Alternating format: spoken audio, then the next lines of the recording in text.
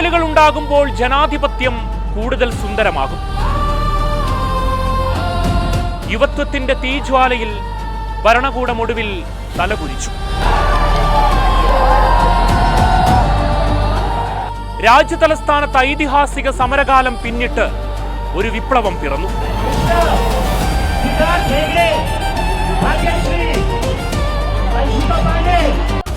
രാഷ്ട്രീയ ബോധ്യങ്ങളില്ലാത്ത ജൻസി എന്നിനി പറഞ്ഞേക്കരുത്. യുവസമൂഹം എവിടെയെല്ലാം വിപ്ലവത്തിന്റെ കൊടിവാഹകരായിട്ടുണ്ടോ അവിടെയെല്ലാം അധികാരത്തിന്റെ കവചങ്ങൾ തകർന്നു വീണിട്ടുണ്ട്.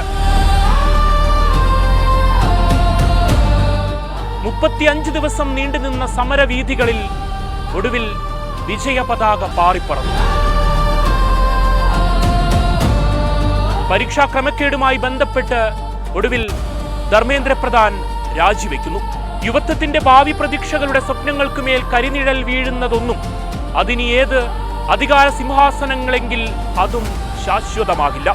വാങ്ചുക്കിന്റെ നിരാഹാര സമരത്തോടെ പിന്നെ അങ്ങോട്ട് രാജ്യതലസ്ഥാനം കണ്ടത് സമാനതകളില്ലാത്ത വിദ്യാർത്ഥി പ്രക്ഷോഭമാണ്. പാറ്റകളുടെ സമരത്തിലേക്ക് യുവജനങ്ങൾ ഒഴുകിയെത്തി.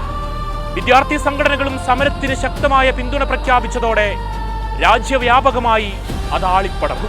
സമരം പൊളിക്കാനുള്ള തന്ത്രങ്ങളെല്ലാം ജൻസി പോരാട്ടത്തിന് മുന്നിൽ തകർന്നു വീണ കാഴ്ചകളാണ്.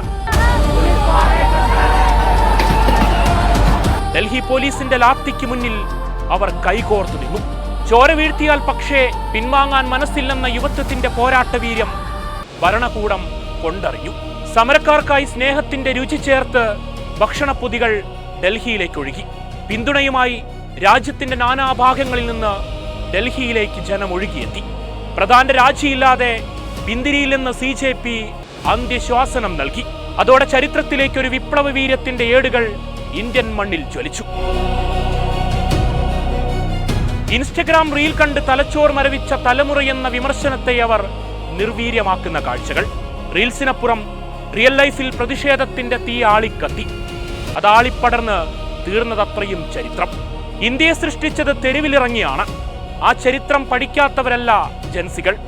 അതിനാൽ വരും കാലം ഈ ജനാധിപത്യത്തിന്റെ അന്തസത്തയ്ക്ക് കോട്ടം വരാതെ കാക്കാൻ അവർക്കറിയാം.